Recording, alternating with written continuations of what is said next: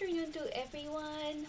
Janie here and welcome back to my live stream. If you are watching this on a replay, just leave the comment down below and I'll get back to you as soon as possible. So today we'll be having a question and answer live stream, the Test of Competence Part 2, practice questions 61 to 84 from the 2016 questions.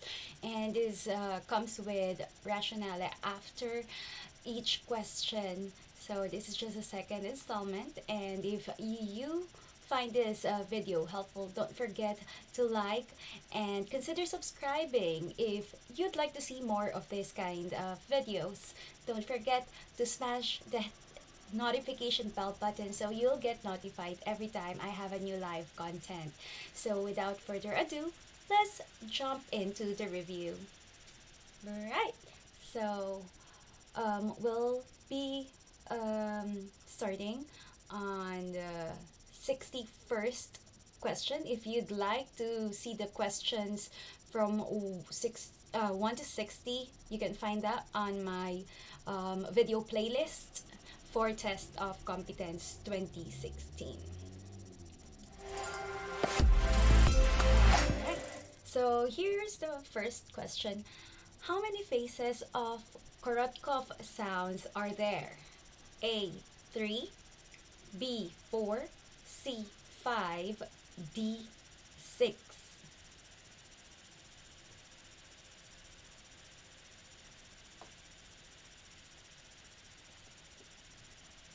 And the answer is C. 5.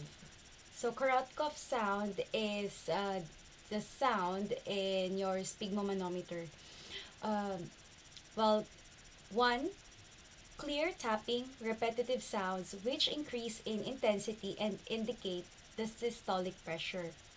2. Murmuring and swishing sounds heard between the systolic and diastolic pressures. The third one are sharper and crispier sounds. Distinct muffling, which may sound soft and blowing, is the fourth sound. And the fifth sound is silence, as the cuff pressure drops below the diastolic pressure.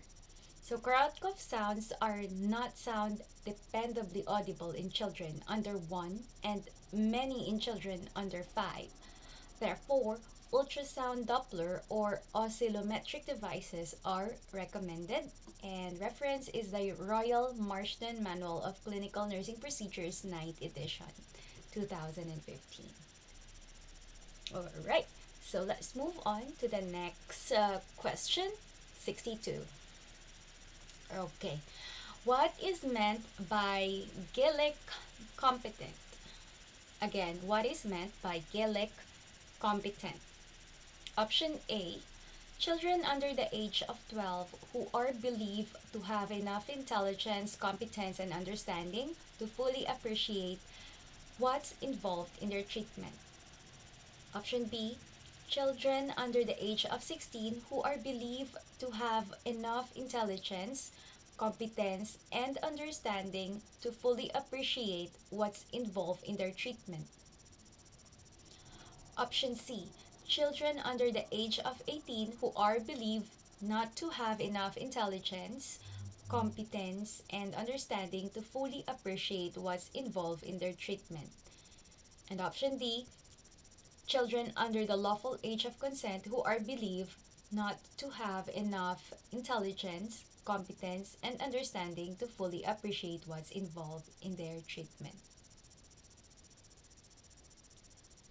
So the first option, option A, is under the age of 12 with enough intelligence, competence, and understanding. Option B is under the age of 16 with enough intelligence, competence, and understanding. Option C, children under the age of 18 who are not believed to have enough. And option D is children under the lawful age of consent who are believed not to have enough. Let's go ahead and check the answer to question 62. So the answer is B, children under the age of 16 who are believed to have enough intelligence, competence, and understanding to fully appreciate what's involved in their treatment. Children under the age of 16 can consent to their own treatment if they're believed to have enough intelligence, competence, and understanding to fully appreciate what's involved in their treatment. And the source for this is in nhs.uk/conditions slash consent to treatment slash pages, and that's children under the age of 16. So if we also apply our test taking skills, you will notice that option A and B are almost similar except for the age, whilst option C and D are also similar, but this is about not having enough intelligence. So as a trick, we should always remember that when we meant Gillick competent, it is about having enough intelligence and competence. And it's crucial for the age of under 16. Alright? So if you know what Gillick, that it's being competent, so you have enough intelligence and competence, you would rather choose the options A and B, and you're sure that one of them is the answer, just in case you forget. Alright, so let's move on to question 63. A patient is prescribed metformin 1000 milligram twice a day for his diabetes. While talking with the patient, he states, I never eat breakfast, so I take a 1/2 tablet at lunch and a whole tablet at supper because I don't want my blood sugar to drop. As his primary care nurse, you, so this is asking you on what you're going to tell this patient. Option A, tell him he has made a good decision and to continue. Option B, tell him to take a whole tablet with lunch and with supper. Option C, tell him to skip the morning dose and just take the dose at supper. And option D, tell him to take one tablet in the morning and one tablet in the evening as ordered. So let's go ahead and check the answer. So the involved medicine is metformin twice a day for diabetes. This is the prescription for the patients. So let's move on and check the answer. So it should be option D, tell him to take one tablet in the morning and one tablet in the evening as ordered. Because the patient should take the metformin as ordered. Metformin should not cause low blood sugars due to the way it is used in the body. And remember, for diabetes mellitus, metformin is acting like a replacement for insulin, or it allows the body to utilize our glucose stores and the glucose in the blood. So the normal blood sugar should be maintained as is with the one morning tablet and one evening tablet as ordered, and should not be adjusted just because the patient doesn't have breakfast as he normally does. Okay, so that is sourced from diabetesselfmanagement.com, diabetes resources definitions, metformin, and you can also check the dosage and pharmacology of metformin for your reference. Let's go ahead and check question 64. After a lumbar puncture, your patient becomes unconscious. What will be the reason? What could be the reason? So option A is increased intracranial pressure. Option B, headache. Option C, side effects of medication. And option D, cerebral spinal fluid leakage. Again, after a lumbar puncture, your patient becomes unconscious. What will be the reason? So if you got your answer already, let's go ahead and check the answer for question 64. And that would be option D, cerebral spinal fluid leakage, or CFS leakage. Cerebral spinal fluid leakage. The presence of clear fluid should be reported to a doctor immediately, especially if accompanied by symptoms such as loss of consciousness, motor changes, and problems avoiding. Whilst increased intracranial pressure in lumbar puncture should not be undertaken with raised or suspected intracranial pressure due to the risk of brain herniation. If there's headache, the size of the needle used may contribute to a headache. A 25 gauge blunt-ended needle is recommended. Medication. Patients receiving intrathecal medication should always be given the correct agent. And the source would still be the Royal Marsden Manual of Clinical Nursing Procedures, 9th edition.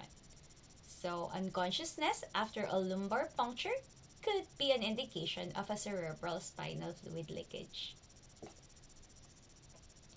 Question 65. In what order should the four phases of wound healing be? In what order should the four phases of wound healing be? Option A, inflammation, proliferation, hemostasis, and maturation. Option B, hemostasis, inflammation, proliferation, and maturation. Option C, proliferation, hemostasis, maturation, inflammation. And last option, maturation, inflammation, proliferation, hemostasis. So we'll just have to think of the normal process of wound healing. When we say hemostasis, this has something to do with the blood, blood clotting, stability after the wound. So that's probably the first part of wound healing, right? So that's for test taking skills. So let's move on and check if we are correct based on our test taking skills. Alright, so for question 65, the answer is hemostasis, inflammation, proliferation, and maturation. Just to keep in mind, hemostasis lasts for minutes. I don't mean 4 minutes, but in just a matter of minutes. Inflammation could last from 1 to 5 days, while proliferation may last from 3 to 24 days, and maturation is the 21st day onwards. And that's still based on the Royal Marsden Manual of Clinical Nursing Procedures, 9th edition. Let's move on to question 66. The UK regulator for nursing and midwifery professions within the UK, with a stated aim to protect the health and well-being of the public, is, you should know this, guys. Option A, GMC, option B, NMC, option C, BMC, and option D, WHC. I believe you guys got this one right. And the correct answer would be option B.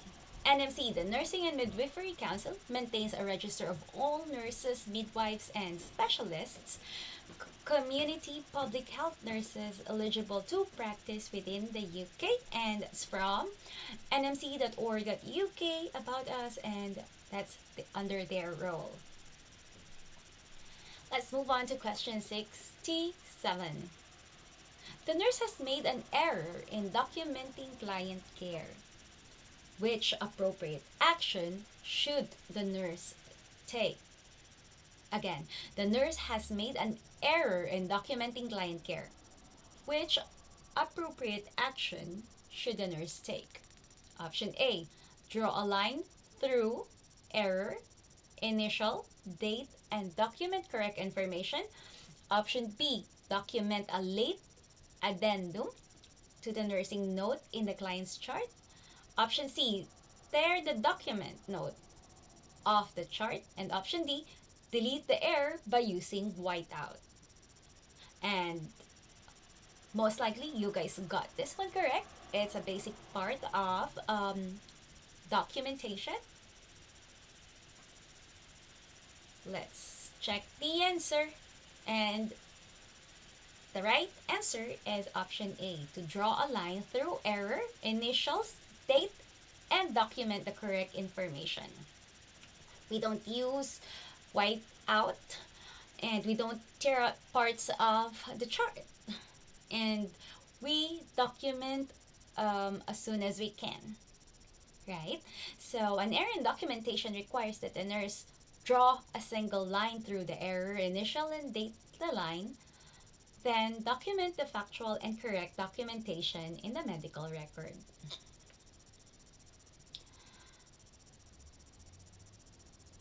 All right. I think. Oop. All right. We have accidentally switched questions 68 and its answer. So we'll move on first to question 68 before its answer. The nurse on the day shift report that the controlled drug count is incorrect. What is the most appropriate nursing action? Again, the nurses on the day shift reported that the controlled drug count is incorrect. What is the most appropriate nursing action? Option A, report the discrepancy to the nurse manager and pharmacy immediately. Option B, report the incident to the local board of nursing. Option C, inform a doctor. And option D, report the incident to the NMC. So it appears, guys, that some of our options seems illogical, or it's really obvious that they are not the answer. So I hope you've chosen your answer, and I would say it would be A. Oop, there. And we are correct. The nurse manager and pharmacy must be alerted immediately of any discrepancy in the controlled drug count. These substances are regulated and an incident report must be completed. And we always follow the chain of command or the hierarchy. So you report first to your nurse manager, and you don't go to the local board of nursing or NMC or the doctor. Like, what will be the doctor's response to this? They'll just tell you, like, so what should I do? Right? So the concerned people would be the nurse manager and the pharmacy. All right. You can also find this information in nmc.org.uk standards, additional standards, standards for medicine management for more information. All right, let's move on to question number 69.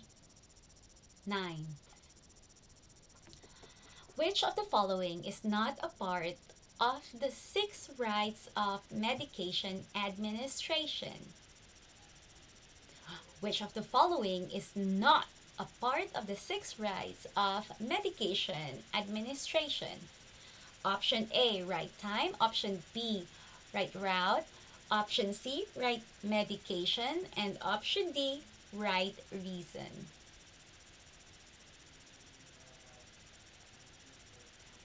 This should be easy for you guys. I think you've chosen your answer. So let's move on to the answer to question 69. And I think that's option D. Right. So the administration of medicines has been identified as a source of risk to patients. The National Reporting and Learning System highlights that the most frequently reported source of information or source of medication errors are wrong dose, omitted or delayed medication, and administration of the wrong medicine. And that's according to NPSA 2013. This has prompted many organizations to adopt the 5 rights approach to medication administration, which are right patient, drug or medicine, dose, route, and time. Again, that's right. Patient, drug, dose, route, and time. And reason is not included. Some types of errors, such as maladministration of insulin, are now classed by the Department of Health as never events. Never events are considered to be unacceptable and preventable. And you can also check this information in nhsprofessionals.nhs.uk. And you can check that PDF file for more information. So just pause and copy the link on your browser. All right, let's move on to question number 7E. The nurse is caring for a diabetic patient and when making rounds notices that the patient is trembling and stating they are dizzy. The next action by the nurse would be option A, administer patient scheduled metformin. Option B, give the patient a glass of orange juice. Option C, check the patient's blood glucose. And option D, call the doctor. So let's check the question once again because it's quite long. The nurse is caring for a diabetic patient and when making rounds, notices that the patient is trembling and stating they are dizzy. The next action by the nurse would be administer patient scheduled metformin. Option B, give the patient a glass of orange juice. Option C, check the patient's blood glucose. Or D, call the doctor. So to answer this question, probably you have your answer already. Okay. To answer this question, we have to look into uh, diabetes management for hyperglycemia and hypoglycemia. And we have to consider from which um, case is trembling and stating that they are dizzy would fall. Alright? So, to further dissect the answers and know more about it, let's move on to the correct answer. Alright, so option C is check the patient's blood glucose.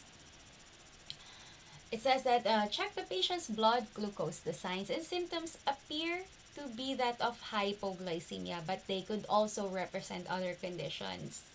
The first step in the nursing process is to assess and gather all the required information. Obtaining the blood glucose reading would be beneficial before giving the diabetic patient orange juice or metformin. Okay, you can also find it in nhs.uk/condition/hypoglycemia. Alright, so right there and then guys, the question is leading us to hypoglycemia. However, based on the options and based on the nursing process, we should go first with assessment. And among all the options, checking the patient's blood glucose is a form of assessment. That's why it's the answer. Alright. That question is a bit misleading if you will think about it. Alright, so let's move on to question 71.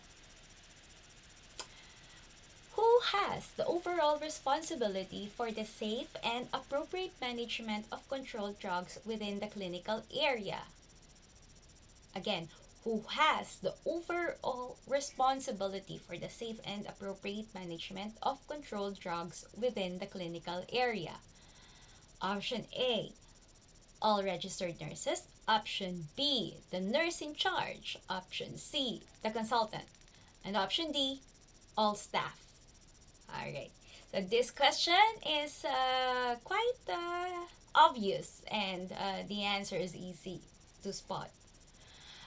And this is asking for the overall responsibility for the safe and appropriate management of controlled drugs. Let's go ahead and find the answer and match it with your answers.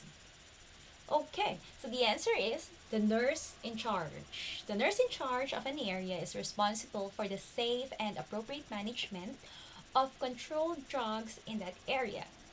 Certain tasks, such as holding the keys, can be delegated to a registered nurse, but the overall responsibility remains with the nurse in charge, and that's based on the Royal Marsden Manual of Clinical Nursing Procedures, 9th edition of 2015.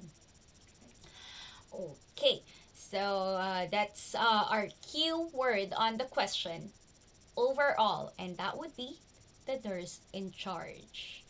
All right, let's move on to question 7.2. An ibuprofen 200 milligram tablet has been prescribed. You only have a 400 milligram coated ibuprofen tablet.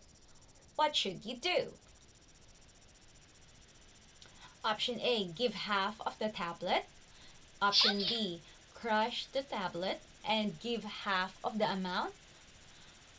Option C, order the different dose of tablet from the pharmacy. And option D, omit. This one's quite tricky. I know, but that based on practice, we are fond of like trying to divide the tablet or stuff at home, right? If we just need a lower dose for kids or so. Let's go ahead and check the correct answer for this. For me, I would say try to order a different dose of the tablet from the pharmacy if it's available. Anyway, probably you're in a hospital setting and you have a huge pharmacy. Let's go and check. Alright, guys, so we are right. So, enteric coatings are applied to tablets to delay the release of drugs that are inactivated by the stomach contents, such as pancreatine, erythromycin, and omeprazole. So, to prevent stomach irritation, aspirin, diclofenac, naproxen, and corticosteroids, or to delay the onset of action to a specific site within the gastrointestinal tract. So, the ibuprofen that they have is a coated one. Take note. So, sulfasalazine is also used in the treatment of Crohn's disease. And crashing enteric coated tablets may result in the drug being released too early and destroyed by the stomach acid or irritating the stomach lining. So, in general, manipulation of enteric coated and extended release formulations is not therefore recommended. So, the keyword for the question is a coated ibuprofen tablet. Once you see it's coated and one of the options tells you to cut it into half, to crush it, or remove it from the coating or something like that, that is not the right answer because it's not recommended and it's not safe. Alright, so let's move on to question 73. What is primary care? Option A, medical care provided by a specialist or facility upon referral by a physician in the community. Option B, a comprehensive information service that helps out to put you in control of your health. Option C, healthcare provided in the community for people making an initial approach to a medical practitioner or clinic for advice or treatment. Option D, voluntary and community organizations, both registered charities such as associations, self-help groups, and community groups, social enterprises, mutuals, and cooperatives. So, what is primary care? Have you chosen your answer? For me, I would think that would be option C. Let's go ahead and check.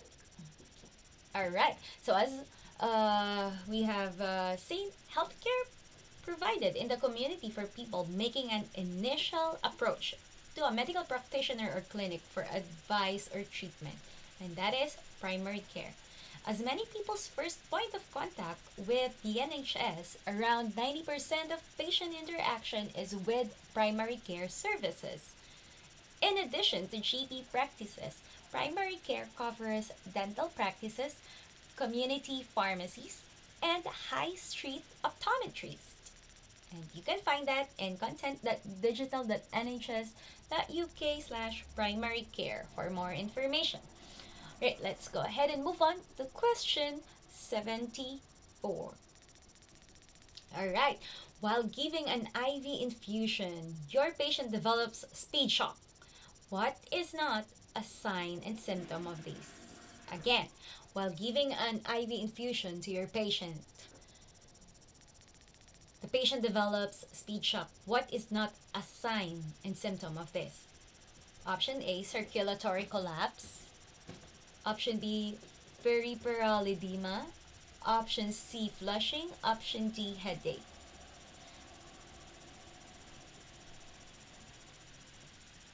Go ahead and select your answer, guys. We'll move on to our answer. If I will be answering this question, I would choose, I think, circulatory collapse. Let's see. Oh no, it's peripheral edema. I got that wrong. Sorry. So again, let's read the question. While giving an IV infusion, your patient develops speed shock. What is not a sign of speed shock? So speed shock is a result of a rapid um, infusion of medicine and stuff. So peripheral edema is not a sign and symptom of speed shock. Prevention of speed shock involves the nurse having knowledge of the drug and the recommended rate of administration. That's from the Royal Marsden Manual of Nursing Procedures. So peripheral edema is not part of it. So edema won't occur because that would be like a long-term effect of something. Edema doesn't arise just as fast as a sign of a speed shock. That makes sense. Alright, so question 75. Which are not the benefits of using negative pressure wound therapy? Which are not the benefits of using negative pressure wound therapy? Option A, can reduce wound odor. Option B, increases local blood flow in peri-wound area. Option C, can be used on untreated osteomyelitis. And option D, can reduce the use of dressings. Which are not the benefits of using negative pressure wound therapy? Have you selected your answer? For me, if I will be answering this again, yes, it reduces odor, I believe. It increases local blood flow in the peri-wound area. I think option C is not the benefit of using negative pressure. But let's go ahead and confirm. Oh yeah, and we got it right. Negative pressure wound therapy is contraindicated in untreated osteomyelitis. And that means using negative pressure wound therapy is not part of it. Okay, let's go ahead and check option or question 76. Why is pyrexia not always evident in the elderly? Why is pyrexia not always evident in the elderly? Option A, due to immature T cells. Option B, due to mature T cells. Option C, due to immature D cells. And option D, due to mature D cells. Actually, I haven't encountered this question. Go ahead and choose your answer and we'll go ahead and check if I will be given this question. I'll have to use my test taking skills. Oh my god, and my stock knowledge. Um, So I'll have to choose between T cells and T cells and immature or mature.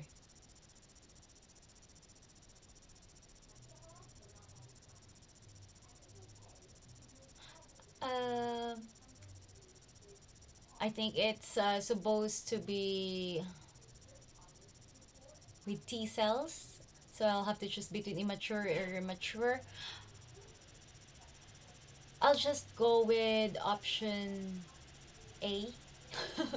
It's a wild guess, guys. And let's go ahead and check what's the answer. Why is pyrexia not always evident in the elderly?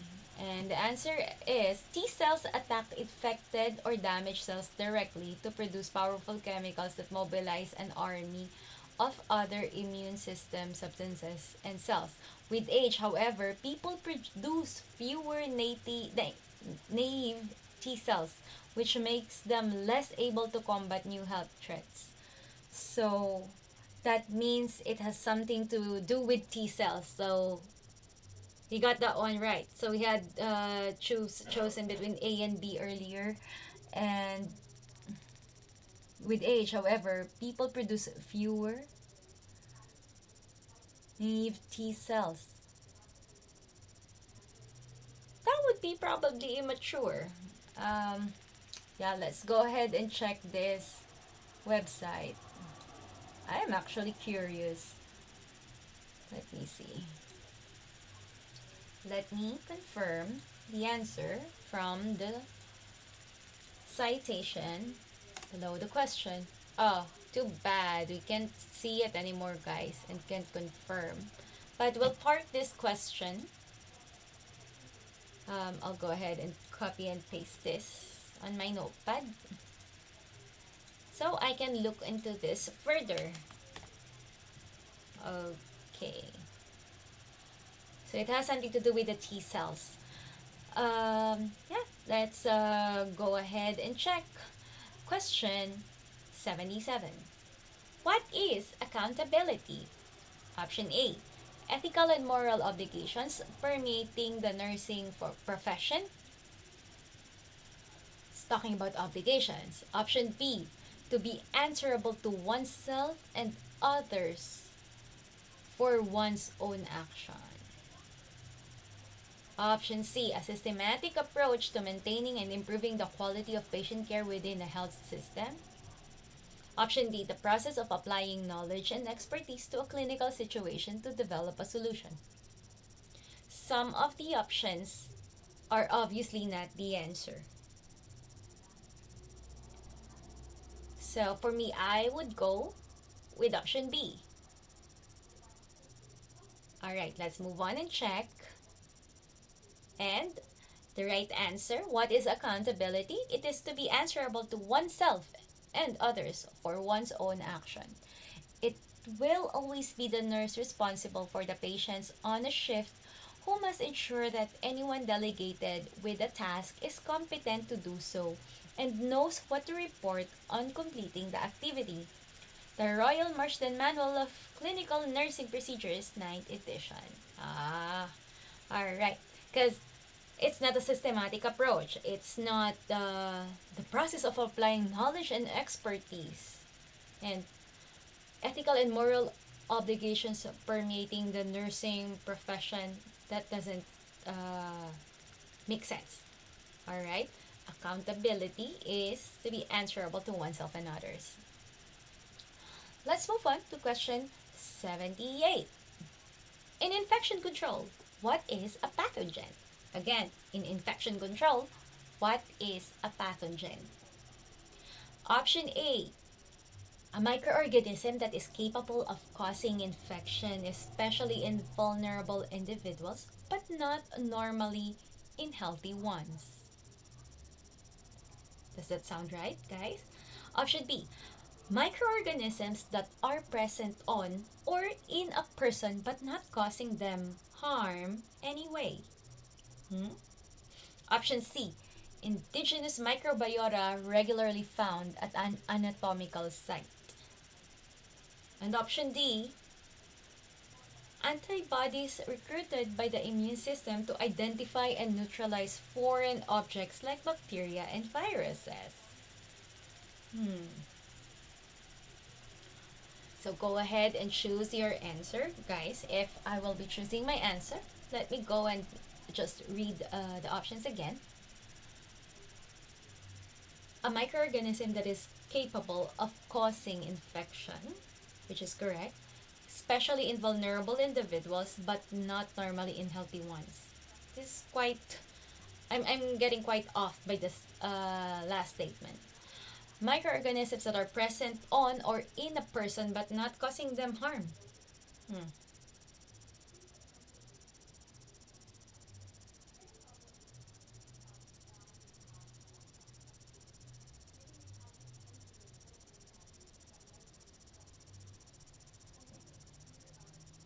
I think I would choose option A rather than option B, C, and D, just because it states that a microorganism that is capable of causing infection.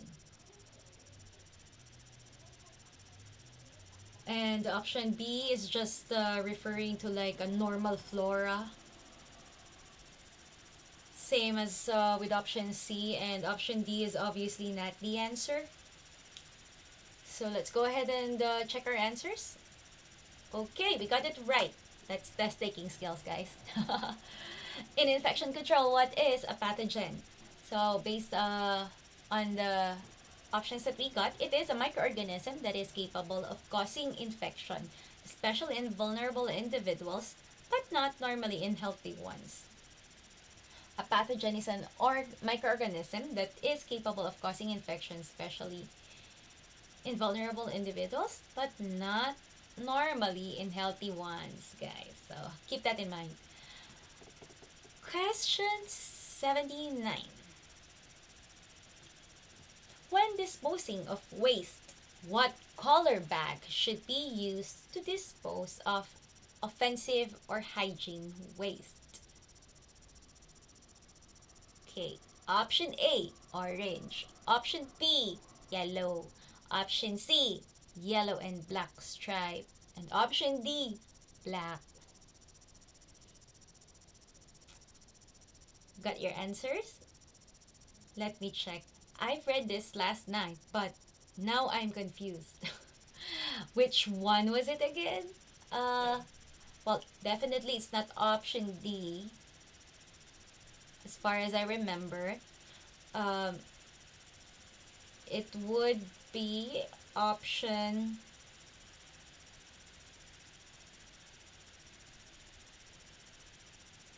Hmm. It's either A or B.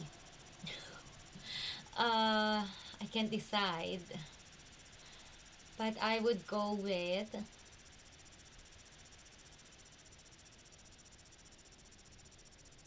Let's just go with yellow, guys. Let's just go with yellow. Let's see. Um, it should be yellow and black. Close but not quite. Okay, let's review this. Uh, when disposing of waste, what color bag should be used to dispose of offensive hygiene waste? It should be yellow and black stripe. A yellow and black stripe or tiger stripe bag was chosen as these colors were historically used for the disposal of the sanitary, offensive, or hygiene waste stream. They should be sent to a landfill in a suitably permitted or licensed site. It should not be compacted in unlicensed or permitted facilities. So, offensive hygiene waste should be in a tiger stripe. Tiger stripe are for offensive hygiene waste. Question 80. Right, we're almost done, guys. What is the National Early Warning System? Or this is commonly called as NEWS. What is the National Early Warning System? Option A, early detection of deterioration in a patient's vital signs. Option B, the nurse must learn more and educate themselves. Option C, nurse needs to take more care and responsibility. Option D, early identification of needs. Alright, guys. So, this question seems like serving as an obvious answer. Don't you agree? I think you've chosen your answer, and likewise for me, I'll be choosing A, early detection of deterioration, because option B, C, and D just doesn't seem to make sense for what we call National Early Warning System. Let's go ahead and check.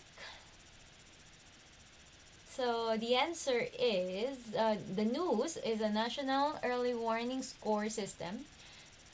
Warning score, it is a system that allows for early identification and referral of patients at risk of deterioration. So our keyword for news or National Early Warning Score System is deterioration. Alright, so let's move on to question 81. What should you do if you sustain a needle stick injury? Again, what should you do if you sustain a needle stick injury?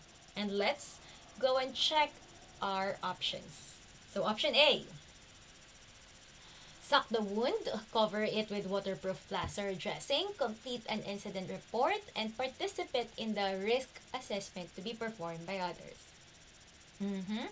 Option B, wash the wound using running water and plenty of soap, dry it and cover it with a waterproof plaster or dressing, complete an incident report, and participate in the risk assessment to be performed by others.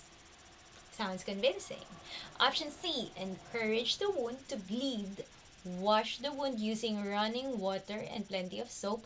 Dry it and cover it with a waterproof plaster or dressing. Complete an incident report and participate in the risk assessment to be performed by others.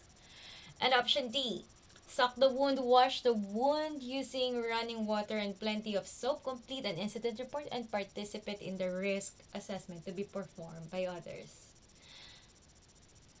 The answers are quite lengthy, but if I'll be applying test taking skills on this, guys, go ahead and choose your answer. I'll try to apply test taking skills. I haven't encountered sucking the wound as a recommended uh, method or step. So for me, I would leave out option A and D automatically just by seeing the word suck.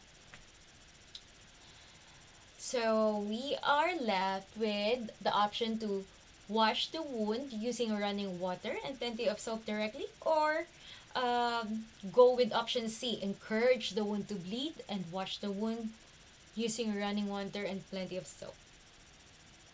If I will choose between the two, I would say option C makes sense. Although it's quite lengthy, it kind of makes sense. So I will choose option C. Let's go ahead and check the answer to question 81. And we are correct, guys. So option B is correct, but not complete. So encourage the wound to bleed, but don't suck it. And wash the wound using a running water and plenty of soap. Dry it and cover it with a waterproof plaster or dressing. Complete an incident report and participate in the risk assessment to be performed by others. You can find more information on NHS UK /CHQ, and there's a page. Alright, guys. So just encourage it to bleed, but don't suck it. You have to clean the wound. After cleaning it, put a dressing, complete the incident report, and participate in a risk assessment. Okay, question 82. For adverse drug reactions, what color card scheme should you use? Again, for adverse drug reactions, what color card scheme should you use? Option A, red. Option B, yellow. Option C, blue. Option D, pink.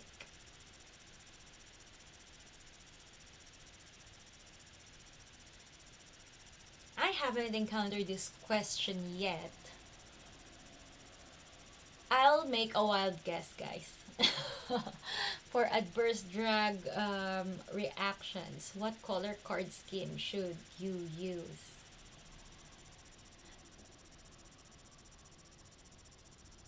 I'll just go with yellow.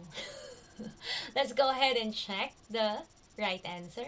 Oh, what a pleasant surprise. Test taking skills, random answers. Okay, for adverse drug reactions, what color card scheme should you use? And the answer is yellow. The yellow card scheme is run by the Medicines and Healthcare Products Regulatory Agency, or MHRA, and the Commission of Human Medicines, CHM, used to collect information from both health professionals and patients in suspected adverse drug reactions with prescribed medicines, over-the-counter medicines, and herbal medicines. And that's also from the Royal Marsden Manual of Clinical Nursing Procedures. Okay, that's good. So we got it right, guys. So we're off to our second to the last question. Let's move on to question 83. Orthostatic hypotension is diagnosed if the systolic blood pressure drops by how many mmHg? Option A, 20. Option B, 25. Option C, 30. Or option D, 35.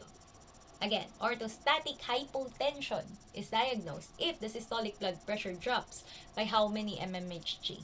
20, 25, 30, or 35? I forgot about this, guys. I hope you know the answer. But I think I'll have to make an educated guess again. Um, Probably I would choose 30 among the options. Just because it's 30. It's not the lowest. It's not the highest. Test taking skills, guys. So orthostatic hypotension is a drop in systolic blood pressure after changing the position, right? So maybe a difference of 30 in the blood systolic BP. Let's go ahead and check. This is tricky. Oh, it's just 20. 30 is too much. So it may also occur if the diastolic blood pressure reduces by at least 10 mmHg within 3 minutes of the patient standing upright. So, not only in systolic, but if it's talking about the diastolic, it's at least a change of 10 mmHg. But if it's the systolic, it's 20. So that's our keyword, and let's not forget about it. Orthostatic hypotension, systolic, a change of 20, and diastolic, a change of 10. So just think of 20 over 10 for orthostatic hypotension. Just to enhance our memory. Hypotension is usually compensated for by the baroreceptor reflex and the sympathetic nervous system, but this may not work as efficiently in the older person. That's why they are more prone to orthostatic hypotension. Alright, you can also find that in the Royal Marsden Manual of Clinical Nursing. Right, let's jump into our last question for this session, guys. And question 84, in what quadrant should intramuscular injections be given into the buttock? Option A, upper innermost quadrant.